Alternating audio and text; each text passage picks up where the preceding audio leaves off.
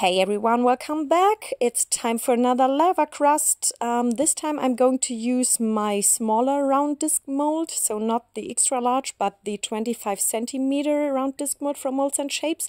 And I bought two new pigments from Depon, which is the flame orange and this deep bluish green. So look at this orange. It's so beautiful. I love it. It's a little bit darker than the burnt orange, and the deep bluish green is very similar to the nest blue, but in the end it looks much more like a blue than like a green. I already mixed my resin and added the mica powders, so the flame orange and the deep bluish green, and this time I used less pigment than before compared to my dragon scales, because I think this will help the lava crust effect. And I'm going to use a totally different resin, because this time it is the Geode 4000 from Epoxy. This is a medium viscosity resin and it is curing very fast, so I would say you have around 30 minutes to work with it, and then it's going to cure very fast, and after around 10 to 12 hours you can demold it. Last time I used the diamond resin for my lava crust effect, but the day was super hot, so around 35 degrees Celsius, and the resin cured super fast. So I hope that the Geode 4000 will do this job even when it's a little bit colder, or the room is a little bit colder. Today it's in my room around 25 to 28 degrees Celsius. And I waited until my resin got around 37 to 40 degrees Celsius, and then I started to pour it, because it needs to be a little bit hotter than usual to create this lava crust effect. So I tried to optimize the conditions, because I tried to achieve this lava crust effect a few times in the last few weeks, but it didn't work out so well. So very often it was something between lava crust and dragon scale, but not so much like the first lava crust, which I achieved by accident, I would say, because it was so hot. I waited very long to use my resin to pour it, and yeah, so I used less mica powder than usual, and then I achieved this lava crust effect. And so I hope with this fast curing resin, with less pigment, and yeah, with hot or hotter resin, then it is going to create this lava crust effect. What I also did was to reduce the amount of resin which I mixed with my mica powders. So for this 25 centimeters mold from Moldsandshapes, I usually use 360 grams of resin in total for the whole project. And usually I use 80 grams for the one pigment and 80 grams for the other pigment. So 80 grams of resin for each pigment.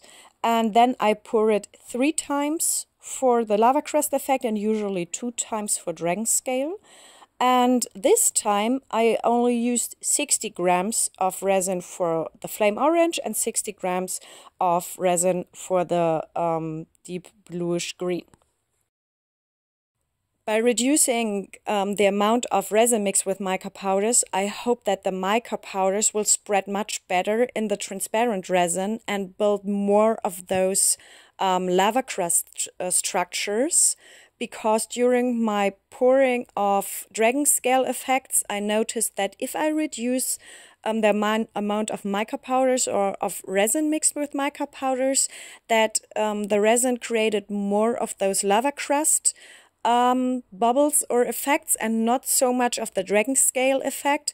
But because the resin wasn't hot enough, it worked much longer, and it pulled much longer to the center of the mold, and the lava crust bubbles faded away. And so I thought, why not using a fast curing resin, waiting until it's hot, like 40 degrees Celsius, because this will increase the curing and reduce the amount of mica powders, which give the mica powders more space in the mold to create those bubbly effects. And then I hope I will have, the perfect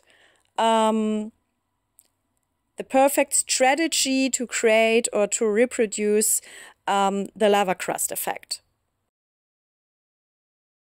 So you see that I poured first my transparent resin and 3 times the one mica powder and 3 times the other mica powder, and in between again 2 other clear layers, or 1 clear layer and the final push. And now I will add a few pearls, blue and bronze or orange bronze in color, and then I have to wait. And I hope this will create some kind of lava crust effect and gives you the opportunity to reproduce this with your own resin. So I hope this will be some kind of help for you if you would like to achieve this effect.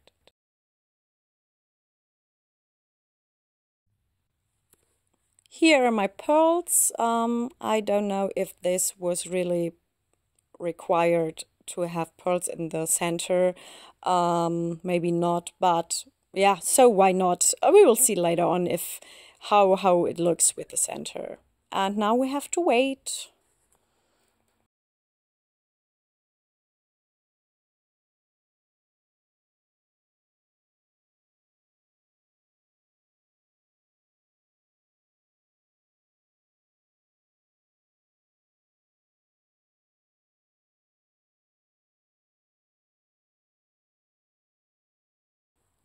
Here we are. It's around 12 to 14 hours later, and the resin is fully cured. You can see it. It's not easy to get it off the table. So it looks like that the lava crust effect did work. So let's check the other side. I really like the color combination. I'm a big fan of orange and blue. It's a great combination. So let's see. And here we are. So I think it worked very nicely. So very similar to my first lava crust effect, I would say. It's definitely not a dragon scale. So I think the strategy worked very well. I really like the color combination. And so I will give you another close-up in a few seconds. I hope you like the result as well. And if you have any questions, please reach out to me or write the questions in the comment box. And I hope you will be here for the next video. And so stay creative, everyone. Take care and see you next time. Bye-bye.